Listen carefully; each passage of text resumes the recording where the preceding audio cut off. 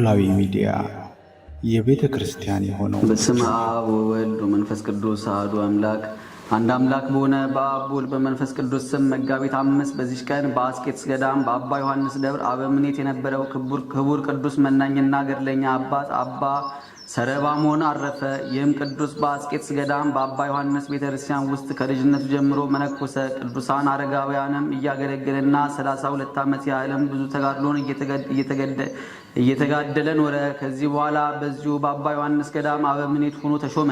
የተጋድሎንም ስራ በዛ። ከመነኮሰበት ጊዜ ጀምሮ እስካረፈበት ጊዜ ድረስ ሁልጊዜ ይጸልይና ይጾም ይተጋም ነበር። በካህናት አለቃ ሹመት 20 ዓመት ከኖረ በኋላ በቤተክርስቲያን ውስጥ ራሱን እስረኛ አደረገ። እኒህም 15 ዓመታት እስኪፈጸሙ ከቶ ከሰው ማንንም አላየም። በእኒህም በ15ቱ ዓመታት ከቅዳሜና ከእሑድ ሰንበት በቀር አይበላም አይጠጣም ነበር። እረፍቱን በቀረበ ጊዜ የእግዚአብሔር መልአክ በሕልም ታየው። ይህን መስቀል ያዝ ብሎ የእሳት መስቀል ሰጠው። ቅዱሱም እሳትን መያዝ እንዴት ይቻለኛል ብሎ መለሰለት። መልአኩም አትፍራ፣ ክብር ምስጋና ይግባውና ጌታችን ክርስቶስ ባንተ ላይ ለእሳት ስልጣንን አልሰጣትም ብሎ መለሰለት። የጸናች እጁንም ዘርግቶ ያንን መስቀል ከመልአኩ እጅ ተቀበለ። ሁለተኛ መልአኩ እንዲህ አለው፣ በርታ፣ ስጋውንና ደሙንም ተቀበል፣ እስከ 10 ቀን ድረስ መጥቼ እወስድሃለሁ። ከእንቅልፉም በነቃ ጊዜ ለቅዱሳን አረጋውያን ነግሮ ተሰናበታቸው። እነርሱም አለቀሱ። በእግዚአብሔርም ፊት እንዲያሳስብላቸው ለመኑት። እርሱም ደግሞ በጸሎታቸው ሁልጊዜ እንዲያስቡት ለመናቸው። ከዚህ በኋላ ስጋውና ደሙን ተቀበለ። ቅዱሳን አረጋውያን ከእርሱ ጋር እያሉ በሰላም አረፈ። እንደሚገባም በዝማሬና በብዙ ጸሎት ማህሌት ገንዘው በጻድቃን መቃብር ቀበሩት። እግዚአብሔርም በጸሎቱ ለዘላለም ይማረን አሜን። ሰላም እብል ለሰረባሞን ቡሩክ ዘሞቅሐ ርእሶ እንበለምሂክ መስቀለ እሳት ሎቱ እንዘይሜጡ በሰርክ ይትፍራህ ይቤሎ ሰማያዊ መልአክ እስመ ወሀበከ ላዕሌሁ ስልጣነ አምላክ። ዳግመኛም በዚህ ቀን የስሟ ትርጓሜ ሰላምና መወደድ የሆነ የከበረች አውዶክሲያ በሰማዕትነት አረፈች። ይህችም የተወደደች ቅድስት በሊባኖስ ተራራዎች አቅራቢያ በበስራ አውራጃ አልበክ በሚባል አገር ከሚኖሩ ሰዎች ወገን ነበረች። እርሷም በሮም ንጉሥ በጢባሪዎስ ዘመነ መንግሥት ነበረች። አባቷም ስም ዮናስ የእናቷም ጠባቤት ይባላል። የቀደመው ኑሮዋ በዝሙትና በርኩሰት ነበር። ብዙዎችን አሳስታ ከእርሷ ጋር በኃጢአት ትጣላቸው ዘንድ ፊቷንም ታሳምር ነበር፣ መልኳንም ታስጌጥ ነበር። ከዚህ በረከሰ ስራም ብዙ ገንዘብ ሰበሰበች። በኢየሩሳሌምም የሚኖር ስሙ አባ ግርማኖስ የሚባል አንድ ጻድቅ መነኮስ ዝናዋን ሰምቶ ወደ እርሷ መግባት በለመዱ ሰዎች አምሳል ሆኖ ወደ እርሷ ገባ። ገብቶም ከእርሷ ጋር በቤት ውስጥ ተቀመጠ። ፈጽሞ በሚያስፈሩ ቃሎች ሊመክራትና ሊገሥጻት ጀመረ። በገሃነምም ትሉ የማያንቀላፋ እሳቱ የማይጠፋ ጨለማው የሚዳሰስ የሚመስል በየአይነቱ የሚያስፈራ ስቃይ መኖሩን አሳሰባት። እርሷም ከሞቱ በኋላ የሰዎች በድኖች አፈርም ከሆኑ ተነስተው ይሰቃያሉን ብላ መለሰችለት። አዎን አላት። ለዚህ ለምትነግረኝ ነገር ምልክቱ ምንድነው? እግዚአብሔር ለሙሴ በሰጠው ኦሪት አልተጻፈም? አባቶቻችንም ይህን አላመኑም አለችው። እርሱም በፍርድ ቀን ሙታን እንደሚነሱ፣ ስለ ኃጥአንም ስቃይ፣ ስለ ጻድቃንም ተድላ ደስታ በኦሪት መጽሐፍና በአዲስ ኪዳን መጽሐፍ ተጽፎ እንዳለ ገለጠላት። ትምህርቱና ተግሳጹ በልቡ አደረ። በፍርድ ቀንም ሙታን እንደሚነሱ አመነች። እንዲህም አለችው፣ ከዚህ ከረከሰ ስራ ብመለስ እግዚአብሔር ይቀበለኛልን? አባ ግርማኖስም ወደ ዓለም እንደመጣና ተሰቅሎ ደሙን በማፍሰስ ኃጢአታችንን እንዳራቀልን በክብር ባለቤት በጌታችን ኢየሱስ ክርስቶስ ካመንሽ ስለዚህ የጸናች የነጻች ንስሐ ይሆንልሻል። የክርስትና ጥምቀትንም ተጠመቂ፣ እግዚአብሔርም ይቀበልሻል። አስቀድመሽ ከሰራሽው ኃጢአት ምንም አያስብሽም። ከእናትሽ ማፀን እንደተወለድሽበት ቀን ትሆኛለሽ እንጂ የክብር ባለቤት የጌታችን ኢየሱስ ክርስቶስ የቀናች ሃይማኖት ደጆችም ይከፈቱልሻል አላት። ያን ጊዜም የክርስትና ጥምቀትን ያጠምቃት ዘንድ ለመነችው። እርሱም ወደ በአልበክ ከተማ ኤጲስቆጶስ ወስዶ አደረሳት። እርሷን በኤጲስቆጶሱ ፊት በልዩ ሶስትነት በመድኃኒታችን ክርስቶስም ሰው በመሆኑና ሙቶ በመነሳቱ አመነች። ኤጲስቆጶሱም ተነስቶ በውሃው ላይ ጸልዮ አጠመቃት። እግዚአብሔርም አይነ ልቦናዋን ገልጦላት ብሩህ መልአክ ወደ ውሃ ሲስባት፣ ሌሎች መላእክትም ስለ እርሷ ፈጽሞ ደስ ሲላቸው ተመለከተች። ከዚህ በኋላ ገሰጸችው። የሚያስደነግጥ ጥቋቁሮችንም አየች። ከእርሳቸውም አንዱ መልኩ የከፋ ሲጎትታት፣ እርሱም በእርሷ ላይ ይቆጣ ነበር። ይህንም ራእይ ባየች ጊዜ ክርስትና ሃይማኖት ፍቅር በልቧ ተጨመረ። ኃጢአት በመስራት የሰበሰበችውን ገንዘቧን ሁሉ ለድሆችና ለችግረኞች ሰጠች። ከደናግል ገዳማትም ወደ አንዱ ገዳም ገብታ የምንኩስና ልብስ ለብሳ በፍጹም የሆነ ታላቅ ተጋድሎን ተጋደለች። ከአጋንንት ጋር ተዋጋች። ሰይጣንም አስቀድሞ ከእርሷ ጋር ሲያመነዝሩ ከነበሩ በአንዱ ሰው ልብ አደረ። መኮንኑ ሄዶ ነገር ሰራባት። መኮንኑ ወደ እርሱ እንዲያቀርቧት አዘዘ። በደረሰችም ጊዜ ከደጅ ቆመች። በሞተው በመኮንኑ ልጅ ላይ ታላቅ ጩኸትና ልቅሶ አየች። ገብታም ክብር ይግባውና ወደ ጌታችን ኢየሱስ ክርስቶስ በመጸለይ ማለለች። የሞተውንም የአገረ ገዢውንም ልጅ ከሞት አስነሳች። መኮንኑም ይህን ድንቅ ታምር ባየ ጊዜ እጅግ አደነቀ። ክብር ይግባውና በጌታችን ኢየሱስ ክርስቶስም በእርሷ ምክንያት ፍጹም የጸና እምነትን አመነ። ከእርሱ በኋላ ስለ እርሱ ስሙ ዲዮግኖስ የሚባል ሌላ አገረ ገዥ ተሾመ። የዚችም ድንግል ዜናዋን ሰምቶ ወደ እርሱ አስመጣት። እርሷም በአደባባይ ውስጥ ዓይኑ እንደ ዓይና የሆነ ጎልማሳ አየች። ጸለየችና በመስቀል ምልክት በዓይኑ ላይ ማተበች። ያን ጊዜ ዓይኑ ተገልጦ አየ። ያደረገችው ይህን ድንቅ ሥራ አይቶ ድንግሊቱ ወደ ቦታዋ መለሳት። ከእርሱም በኋላ ደግሞ ሌላ ስሙ በከኒቶስ የሚባል አገረ ገዥ ተሾመ። እርሱም ዝናዋን ሰምቶ ይችን ቅድስት አውዶክስያስ ወደ እርሱ አስመጣት። ሊያሰቃያት ፈልጎ እርሷም ክብር ይግባውና ጌታችን ኢየሱስ ክርስቶስ እድሏን ከሰማዕታት ጋር ይሰጣት ዘንድ ለመነችው። እግዚአብሔርም ልመናዋን ተቀበለ። ራሷን በሰይፍ እንዲቆርጡ መኮንኑ አዘዘ። በመንግሥተ ሰማያትም የሰማዕትነትን አክሊል ተቀበለች። ጸሎቷና በረከቷ ለዘላለሙ ከኛ ጋር ይኑር ለዘላለሙ አሜን።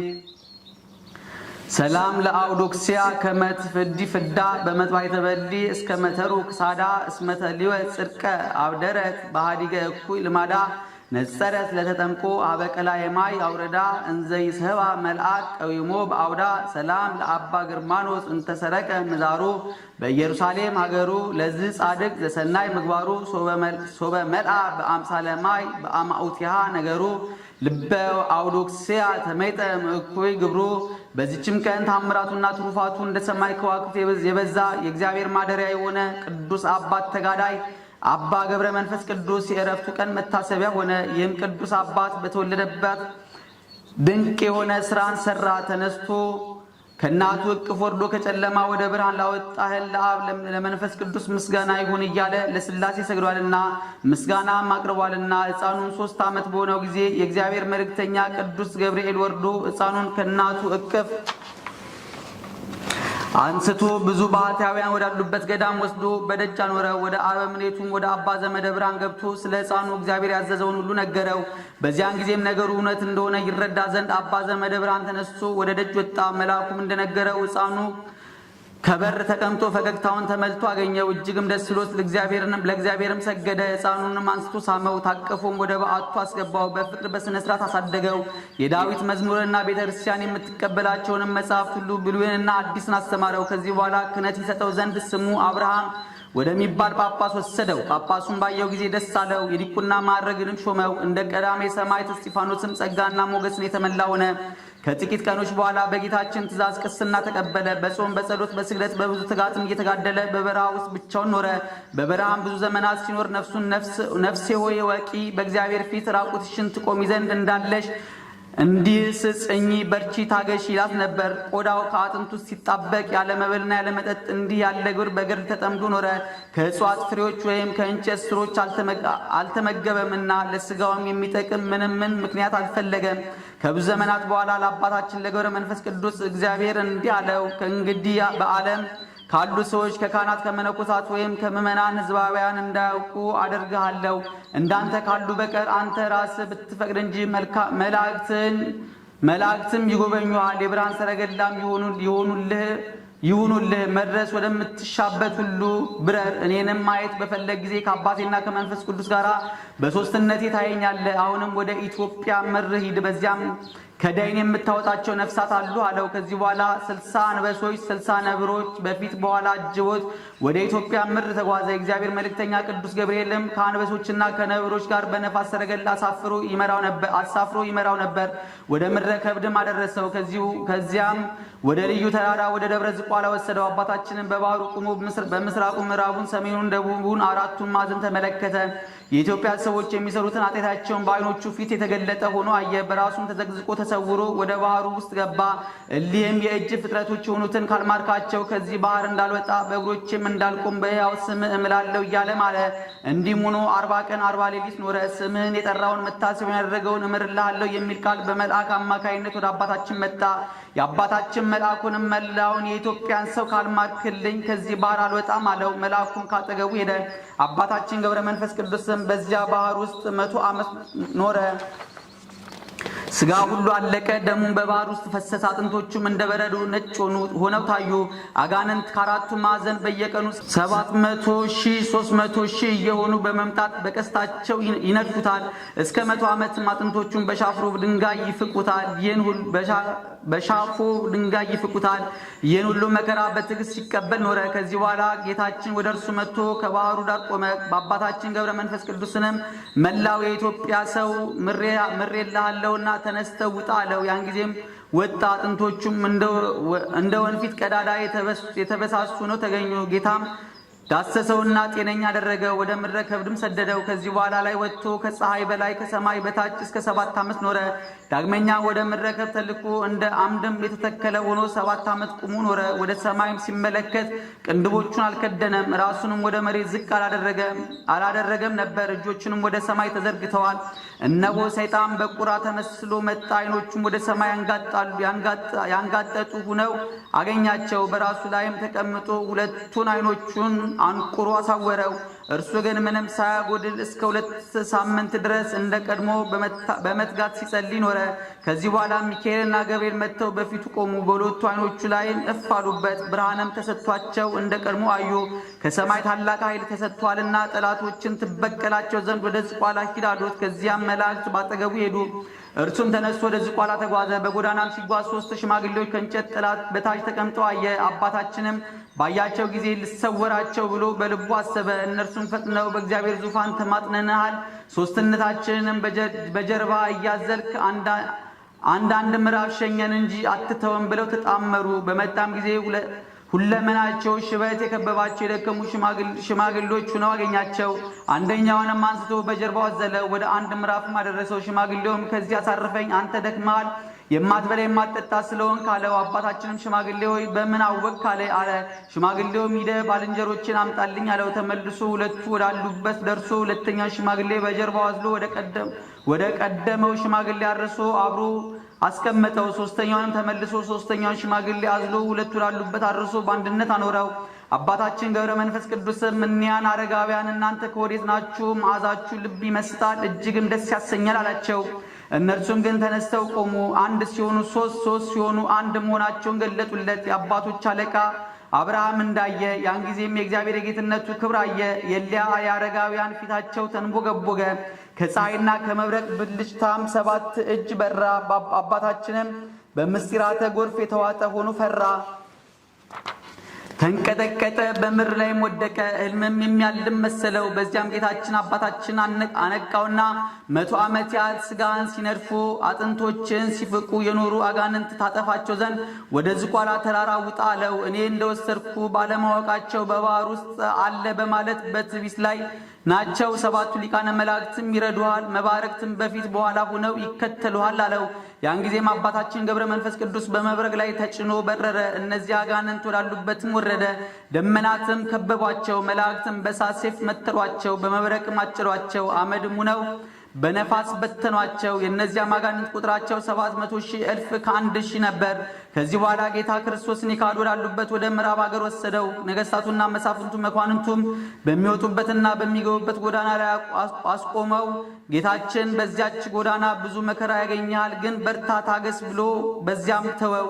በዚያም ጊዜ የአረብ ንጉሥ ጣዖታቱን አስይዞ መኳንንቱ ሰራዊቱን አስከትሎ በዚያች ጎዳና መጣ። አባታችን ገብረ መንፈስ ቅዱስን በጎዳና ውስጥ በተገናኙ ጊዜ ጣዖታቱ ወድቀው ተሰባበሩ። ንጉሡም አባታችንን ባየው ጊዜ አንተ ጠጉር ለባሽ ምንድን ሰው ነህን? አለው። አባታችንም አዎ ክብር ያለው የኢየሱስ ክርስቶስ ባሪያው ይሆን ሰው ነኝ ብሎ ለከሃዲው ንጉሥ መለሰለት። ንጉሡም ዳግመኛም አባታችን በዚያ አይሁድ በሰቀሉት ታምናለህን አለው። አባታችንን በሰው ፊት አምንበታለሁ፣ ስለኔ በተሰቀለው አላፍርበትም። ስለኔ ብቻ የተሰቀለ አይደለም፣ ስላንተና ካንተ ጋር ስላሉትም ነው እንጂ። ንጉሡ የዘላለም ሕይወት ታገኛላችሁ እመኑበት አለው። ንጉሡም ይህን ነገር በሰማ ጊዜ ተቆጣ። ሰራዊቱንም ጠርቶ በፍጥነት እሳት አንድዱ፣ ለተሰቀለው ለናዝሬቱ ሰው ባሪያው ነኝ የሚለውን ጠጉር ለባሽ ወስዳችሁ ጨምሩት አላቸው። የእሳቱንም ነበልባል በረጅም ዛፍ መጠን ከፍ ከፍ እስከሚል አነደዱ። አባታችን ግን ንጉሡንና ሰራዊቱን ሁሉ እያዩት አልፎ በፈቃዱ ወደ እሳቱ ገባ። እሳቱም እንደ ወንዝ ውሃ ሆነ። ሰራዊቱም እጅግ አደነቁ። እኩሌቶቹ የክብር ባለቤት በሆነ በጌታችን በኢየሱስ ክርስቶስ አመኑ። ንጉሡም ሲያደንቁ ባየ ጊዜ ፈጽሞ ተቆጣ። ከ77 አርበኞች ጋር በቁጣ ተነስቶ ያደንቁትና ያመኑትን አንገታቸውን ቆረጠ። በዚያችም ቀን የተቆረጡ 100,000 ሆነው ተቆጠሩ። ንጉሡም የአባታችን አንገት ሊቆርጥ ሰይፉን መዞ ተወርውሮ ሄደ። ያን ጊዜም ከመብረቅና ከነጎድጓድ ጋር ታላቅ ንውጽ ውስጥ ሆነ። ንጉሡንም ከሰራዊቱ ጋር አጠፋው። ከሃዲውም ንጉሥ ጋር የሞቱትን ቁጥራቸው 4,000 እልፍ ሆነ። ጌታችንም አባታችን ገብረ መንፈስ ቅዱስን ጠላቶችንና የኔንም ጠላቶች አጠፋውልህ አለው። አባታችንም ግን በመብረቅ የሞቱትን ሬሳቸውን ነፍሳቸውንም መላእክተ ጽልመት ወደ ስቃይ ሲወስዷቸው ባየ ጊዜ መድኃኒታችን እሊህን ስውታን ማርልኝ፣ ሰው ስውትና ከዳተኛ ነውና፣ አቤቱ አንተ ግን ማሪ ይቅር ባይ ታጋሽና አለው። አባታችንም ይህን ሲናገር ጌታችን ተሰወረ። አባታችንም ገብረ መንፈስ ቅዱስም ከዚያ ታላቅ ገድልም አገኘ። እግሮቹንም በገመድ አስሮ በገደሉ ውስጥ ተዘግዝቆ ተሰቀለ። ሰይጣንም መጥቶ ያችን ገመድ ቆረጣት፣ ወደ ታችም ተወርሮ ወረደ።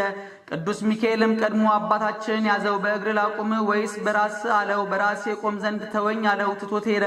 በዚያም በራሱ ቆሞ በጥርሶቹም ደንጊያ ነክሶ እስከ 30 ዓመት ኖረ። አንጀቱና ናላ ሁሉ እየፈሰሰ አልቆ መላ አካሉ እንደ እንጨት ቅርፊት ሆነ። ከ30 ዓመትም በኋላ መድኃኒታችን ኢየሱስ ክርስቶስ አባታችን ገብረ መንፈስ ቅዱስ እያለ 3 ጊዜ ጠራው። እርሱም እነሆ ጌታዬ አለ። ጌታችንም እነዚያን ከሃዲዎች ምሬልሃለሁ፣ ከዚህ ተነሳ አለው። ያን ጊዜም የነከሰውን ደንጊያ ትቶ ተነሳ። ጥርሱን ተነቅሎ በደንጊያ ተተክሎ ቀረ። ክንፎቹንም ተሰጥተውት እየበረረ ከእግዚአብሔር ፊት ደረሰ።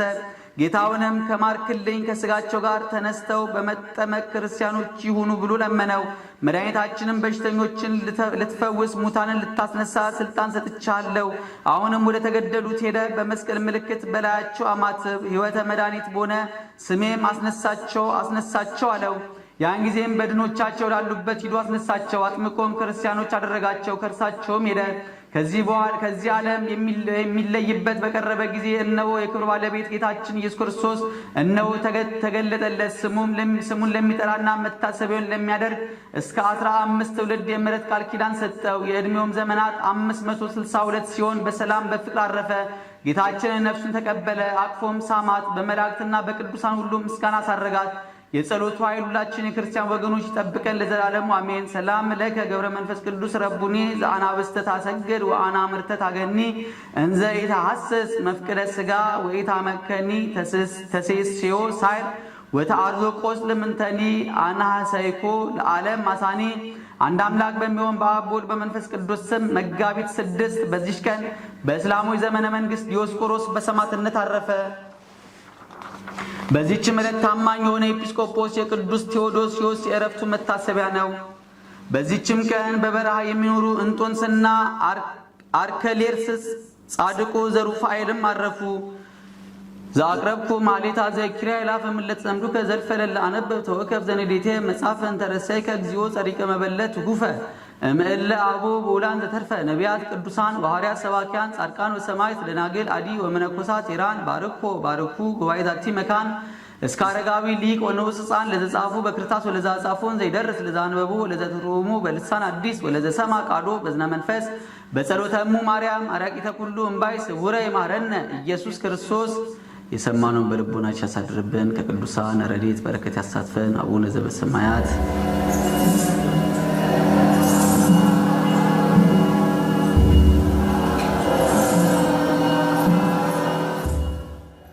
ኖላዊ ሚዲያ የቤተ ክርስቲያን የሆነውን ብቻ